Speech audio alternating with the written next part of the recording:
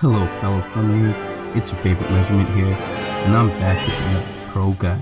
For the most part, scientists spend their time trying to figure out how to cure cancer. I, on the other hand, spend my time trying to figure out how to make it worse. Now you guys may be saying, but 12, how can it get worse than a three-headed evil Teemo? How about I show you? That is right, ladies and gentlemen, the Donger himself. The way we will be executing this 12-inch special is by taking Heimerdinger top lane with TP and heal. Some of you may be saying, but why not Flash? And sure, with Flash you could do this.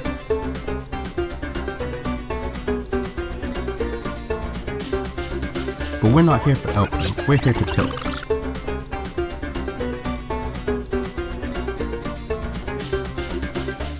And the reason we're taking heal is because a lot of top lane players go into the matchup thinking, alright, I'm gonna go in, I'm gonna kill him early, and get ahead of this thing.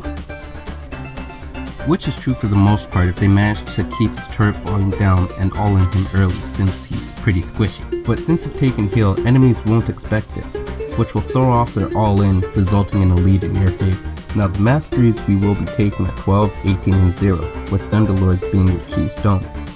Now some of you may be saying, but isn't it better to take Deathfire? No, shut the fuck up. Take Thunderlords. The game plan is to run top and drop a turret in this bush right here. If the jungler is asking for a leash at red side, fuck him. He should have went blue side. By the time minions get to lane, you'll be able to place your second turret. Now the enemy is presented with two options. Walk up to destroy turret and take damage, or get pushed in and starved from CS. Just remember to try and have 3 turrets up. At least 2 in front and 1 behind, just in case you get ganked. At level 2, you can either get your W or your E. If I notice the enemy is passive, I'll take my W second, but if I notice they keep coming up to try and take down a turret, I'll get my E for the stun second. If you struggle to land your E, then just take W, you'll eventually get the hang of it. Now the enemy jungler, if he knows better, will say forget it, top lane's a lost cause. But if not, don't sweat it.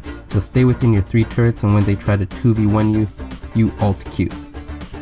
And listen folks, don't just stand there thinking your job is done. You still gotta do stuff, okay? Keep moving within the confines of your turrets, try to land a stun and your W on someone, and you should come out on top.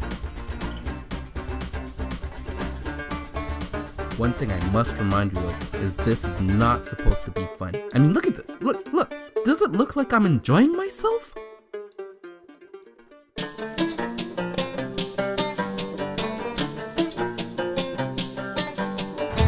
Who's laughing now, ho? I am. Anyways, let's get back to the items that you'll need. First item you want to rush is a Banner of Command. Rush it even if you're against an AD matchup. Trust me, once Banner of Command is completed, you'll want to wait until you have a cannon minion wave, then use the active on one of the caster minions at the back. As soon as your first item is completed, your second item will be dependent on how your lane matchup is going. If you're easily farming and the enemy laner is scared to move forward, then get a Zerat portal and drop that bitch in lane. On the other hand, if the enemy laner and jungler are butt buddies, then you'll need to get a Rylai's as your second item. This way it'll be easier to kite around. But your 3 core items are going to be a Banner of Command, Zerat portal, and Rylai's. If they send 2 up to you and you're able to kill them and still live, then they'll probably try and send 3 next time, which leaves your team on the giving end of a 4v2 die fucking. When you're up to your split pushing antics, you're hoping the enemy sends 2 or more people up to deal with you. That way your team can push objectives. Obviously, if they have to send 4 or 5 top, your team will take a turret or 2.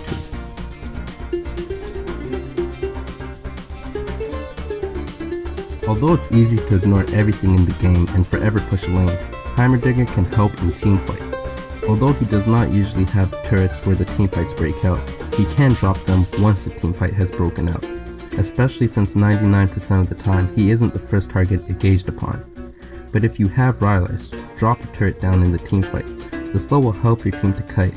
Also, the stun from your E is beneficial, along with his ult and Q. For some reason, teams just ignore his turrets, thinking they don't do damage, meanwhile they're just passively getting melted from it. And look guys, don't be afraid to use his ult and E on an enemy so your team can engage his ass with some butt-exploding antics. Now, the following clips will show you just how much of a presence Heimerdinger can make in a team fight.